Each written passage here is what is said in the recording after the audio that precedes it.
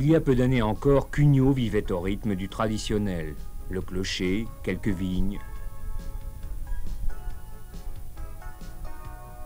un terrain militaire. Et pourtant, une dizaine de kilomètres seulement nous séparent du Capitole. Dans les années 60, on comprend que de nombreux travailleurs enserrés dans les hauts murs de Bagatelle ou des Minimes aient eu envie de leur précaré, de la convivialité du village, sans les inconvénients de la grande ville. Les lotissements, ici ou là, étaient nés. Notre ville connut alors son premier essor. Il fallut en effet, pour accueillir ces nouveaux foyers, mettre en place toute une infrastructure urbaine et sociale. Les groupes scolaires Eugène Montel, Léon Blum et le collège d'enseignement secondaire furent créés entre 1970 et 1980.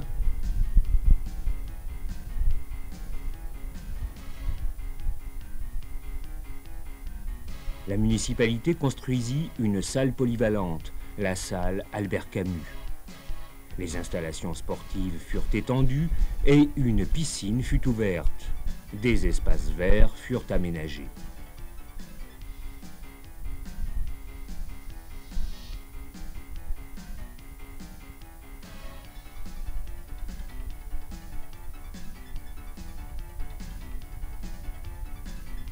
Enfin se mit en place le lancement d'une ZAC qui avait deux objectifs: l'urbanisation de fonds de parcelles proches du centre et la mise à disposition de terrains viabilisés à moindre coût.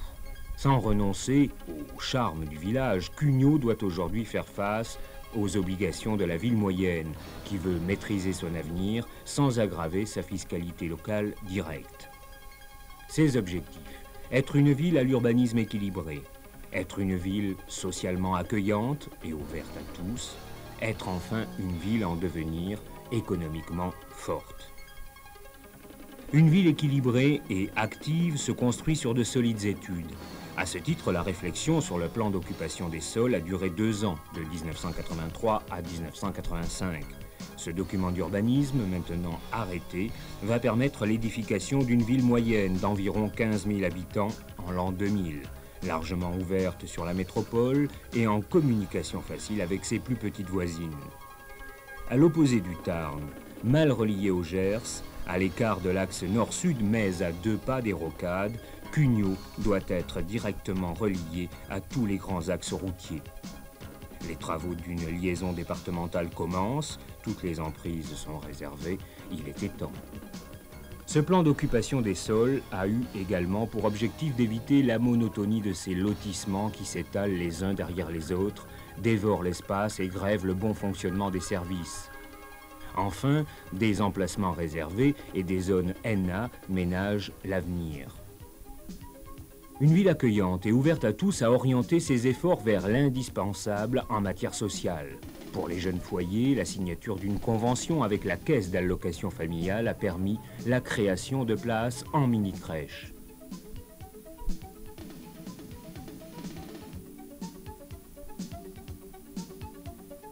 Pour nos anciens, un foyer de résidence autonome situé au milieu d'un parc et à 100 mètres du centre a été mis en service fin 1984. Enfin pour tous, le 1er janvier 1985 a vu l'ouverture d'une bibliothèque municipale gratuite dans laquelle plus de 10% de la population est déjà inscrite.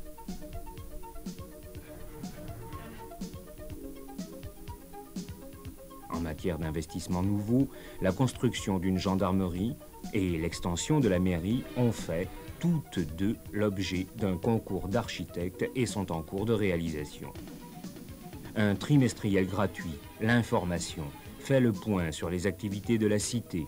Des conférences municipales sont également organisées régulièrement. Une ville en devenir, c'est aussi une ville qui pense à son développement économique. Longtemps en sommeil, le développement économique ne peut plus être différé.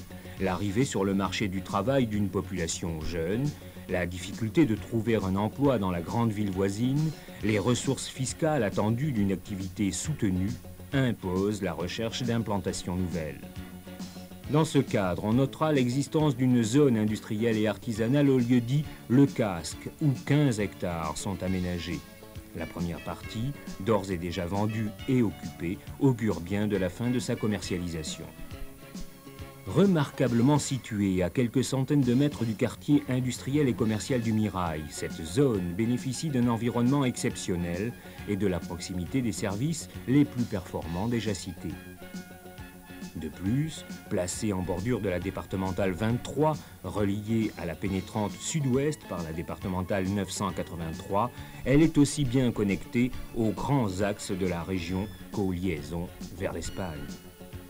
Pour faire suivre au mieux les investissements et la commercialisation, la zone a été divisée en 2 lotissements. Le premier lotissement, de 5 hectares, dont les aménagements se sont terminés en 1984, est entièrement commercialisé en 1986. De nombreux secteurs d'activité y sont représentés. On peut en citer quelques-uns: charpentier, chaudronnier, conserverie, pour les plus traditionnels. Le second lotissement, de 8 hectares, accueillera la dernière génération des industriels de pointe, mécanique de précision par exemple. Pour inciter les nouvelles entreprises qui se créent à venir s'implanter à Cugnaux, le conseil municipal a voté l'exonération de la taxe professionnelle pendant 5 ans. Préparer le devenir économique de la commune, c'est aussi constituer des réserves foncières destinées aux activités futures. C'est ce qui a été fait en bordure des voies express qui désenclavent la commune. Notre action a aussi pour but le rééquilibrage géographique de l'espace consacré aux activités autour de l'agglomération toulousaine, l'axe nord-sud et la vallée de l'Hers ayant été jusqu'à maintenant particulièrement privilégiés. Mais l'expansion économique, c'est aussi le commerce. À notre initiative et avec l'aide de la Chambre de commerce, l'association des artisans et commerçants de Cugnaux a été relancée. Cette association a déjà à son actif de nombreuses manifestations commerciales. Le nombre d'artisans et de commerçants est à Cugnaux en progression constante. Et si l'on peut toujours déplorer la cessation d'activité d'un tel ou d'un tel, on compte parallèlement ces dernières années l'ouverture d'une dizaine de nouvelles boutiques, soins de beauté, location de véhicules, vidéoclub, pressing, produits diététiques, agences de voyage, et l'installation d'une dizaine de nouveaux artisans, lavage de voitures, isolation, caveaux et marbrerie, garage, imprimerie, menuiserie, ramonage, peinture, tapisserie et maçonnerie. Le bilan est donc nettement positif. Enfin, chaque samedi matin, comme autrefois, se tient place de l'Europe, un marché animé, coloré, qui attire d'ailleurs une partie de la population des localités voisines.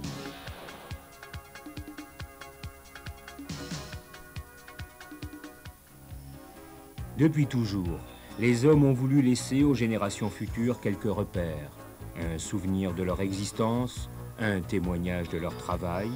Avant-hier, des peintures rupestres, hier, des photographies, aujourd'hui peut-être, ce document audiovisuel.